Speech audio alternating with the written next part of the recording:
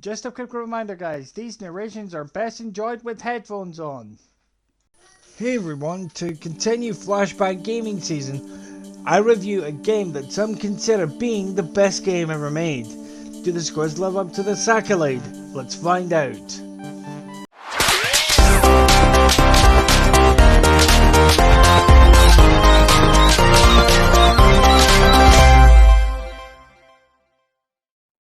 The Legend of Zelda series has been around since 1986, from the basic 2D days of the NES to the 3D game Breath of the Wild on Switch. Its influence on the industry as a whole is undeniable. This entry in particular was released in 1998 to widespread praise from both critics and the community. As par for the course, the game is set in Hyrule. The Gerudo King, with his evil wizard Ganondorf, rose to power and uses various agents to corrupt the kingdom. Ganondorf is after a relic but created by the gods, the Triforce of Courage. You play as Link, the hero of time, who embarks on an epic adventure to help Zelda and find the Triforce and wield the power of the gods it possesses. The accessibility scores are as follows.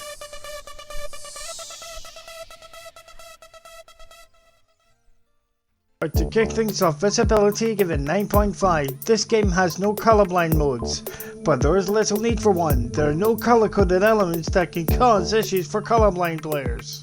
Audibility given 8. In some cases you are reliant on audio cues to progress through the game. For example, when a button or switch is activated and the effects are only activated for a certain time, a ticking style sound will play. As the time ticks down, the sound gets faster. Also, certain doors require a certain song to be played on your ocarina. When you are in the right spot, the puzzle solved jingle plays. A player with a hearing impairment won't be able to pick up those cues, therefore a player with a hearing impairment will be at a disadvantage, but the single player only nature of the game decreases the impact of this. In terms of dialogue, no spoken dialogue is present due to the memory limitations of the N64 cartridge, which is by the way only 64 megabytes, so as par for the course, it's all text based. Next up, the agenda mobility given 9.5. Unlike most games on the N64, movement is controlled by the single stick located at the center of the controller. The C buttons are to use items. These items had to be assigned to a button. This kind of resembles customizable controls. You use up C to receive advice from your personal yet annoying fairy Navi. Hey! Listen! Hey! Listen! Hey! Listen! Hey! Listen! Hey! Excuse me listen, for a minute there, hey, James. Listen! Right in the dome. Right, so after the brutal execution of Navi the fairy, so let's move on. There are on-screen prompts at the top of the screen to explain which action each button does, so a mobility impaired player will find this game fairly easy to play. Last but certainly not least, gameplay given 11. This game is an all-time classic. This game more or less has it all. Fast-paced hack and slash battles, mixed in with some puzzle solving to slow the pace, fun mini-games, and a truly epic tale. The game clocks in at 26 hours.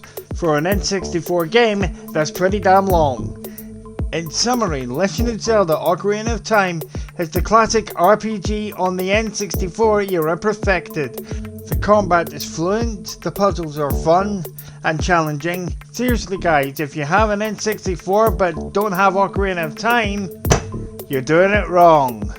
Certain people say the Majora's Mask is better, but hey, who am I to judge? And the overall score is...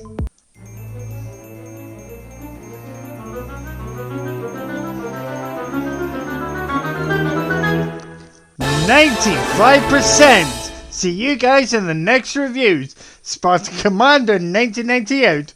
Roll out Spartan Company right now, just to get this fairy guts at the office.